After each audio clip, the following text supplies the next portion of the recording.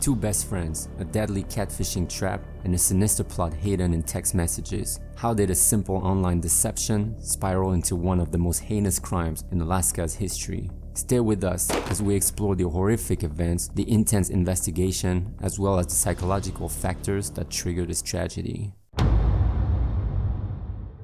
This story begins in Anchorage, Alaska, a place known more for its stunning landscapes than for headline-grabbing crime stories. Denali Brehmer, an 18-year-old high school student, was described by those who knew her as an average teenager. Little did anyone know that behind her unassuming demeanor lurked a vulnerability that would soon be exploited in the most unimaginable way. Enter Cynthia Hoffman, also 19, a kind-hearted and trusting young woman, described lovingly by her family. Cynthia, despite facing the challenges of a developmental disability, embraced life with enthusiasm and trust. She was best friend with Denali, or so she thought. As we delve into the lives of these two young women, we'll uncover some elements that tragically played into the hands of a predator lurking thousands of miles away. In early 2019, Denali Brehmer encountered Darren Schillmiller online. He was a figure cloaked in digital deceit, presenting himself as Tyler, a fictitious millionaire from Kansas. This online persona was a facade, meticulously crafted to captivate a young, impressionable mind. For Denali, this marked the beginning of a treacherous journey down a path of manipulation and moral decay. As their communication intensified, Schillmiller's influence over Denali grew alarmingly. He played upon her vulnerabilities, tapping into a deep-seated desire for love and financial security. The turning point in this digital drama came when Schillmiller made a chilling proposition. He urged Denali to commit a murder and offered her $9 million for it. On June 2, 2019, a meticulously planned and horrifying sequence of events was set into motion by Denali Brehmer under the remote direction of Darren Schillmiller. Denali, along with a group of 4 friends, including Caden McIntosh, who was 16 years old at the time, and Caleb Leyland, 19, began to enact a plan that was as shocking as it was tragic. The target was Cynthia Hoffman, Brehmer's best friend. The group, under the guise of a hiking trip, lured Cynthia to Thunderbird Falls, a popular trail in Anchorage. At the falls, the unthinkable unfolded. Cynthia was bound with duct tape by her so-called friends. In a chilling act of premeditated murder, Caden McIntosh, acting upon Brehmer's instruction, shot Cynthia in the back of the head. This brutal act was not just a murder. It was a fulfillment of the twisted pact Denali had made with Schillmiller.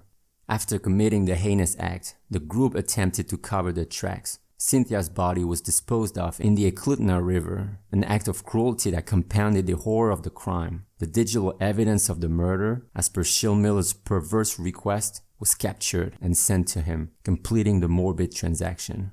On June 6, 2019, Cynthia's body was discovered near the Eklutna River. These are only speculations and do not reflect a professional psychological analysis. While these psychological factors provide some context, they do not excuse or justify criminal behavior.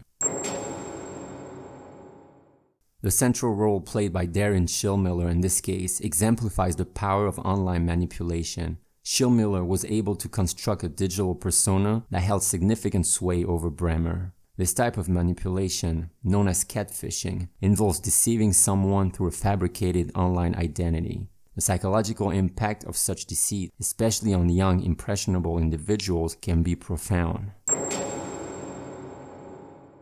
The influence of social media and the internet in this case cannot be overstated. The digital world can create a disconnect from reality, allowing fantasies and manipulative narratives to take root. For Brehmer, the online relationship with Schillmiller became her reality, distorting her perception and judgment. Schillmiller's manipulation of Brehmer involved promises of significant financial gain and emotional affection, powerful motivators for many people. This manipulation likely exploited Brehmer's psychological needs and vulnerabilities, leading her to commit acts she might not have considered otherwise. The involvement of Brehmer's friends in the crime suggests the influence of group dynamics. In group settings, individuals can be pressured into conforming to group behaviors, even if these actions contradict their own moral values. The presence of a dominant personality, like Brehmer, can amplify the effect. The psychological process involves justifying or rationalizing behavior that is morally wrong. Brehmer and her accomplices may have undergone moral disengagement to distance themselves from the immorality of their actions, allowing them to proceed with the murder without fully confronting the ethical implications. In the days following the discovery of Cynthia Hoffman's body, the Anchorage Police Department, armed with digital evidence and confessions, began to piece together the puzzle. Denali Brehmer, Caden McIntosh, and Caleb Leyland, along with other accomplices, were arrested and charged with first-degree murder and other related charges. The digital trail was damning, revealing the premeditated nature of the crime. Schillmiller, who had orchestrated the murder from Indiana, was also arrested on June 10, 2019. He faced multiple charges, including first-degree murder and child pornography, the latter stemming from a separate but intertwined case involving Brehmer. The extradition of Schillmiller to Alaska marked a significant step in the legal proceedings, bringing all key players into the same jurisdiction.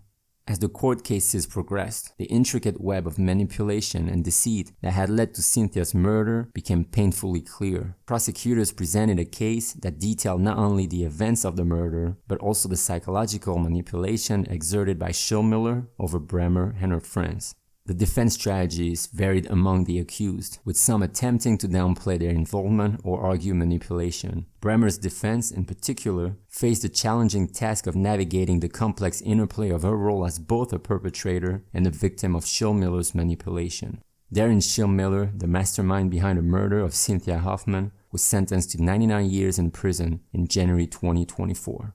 This sentencing came after Schillmiller pleaded guilty to soliciting the murder. He won't be eligible for parole until he has served at least 45 years of his sentence. Schillmiller's actions were described by Superior Court Judge Andrew Peterson as premeditated murder for hire, committed for the sheer thrill of controlling others. The judge emphasized the shocking nature of the crime and Schillmiller's total lack of humanity, care, and compassion. Schillmiller also faces sentencing on related federal charges for conspiracy to create child pornography.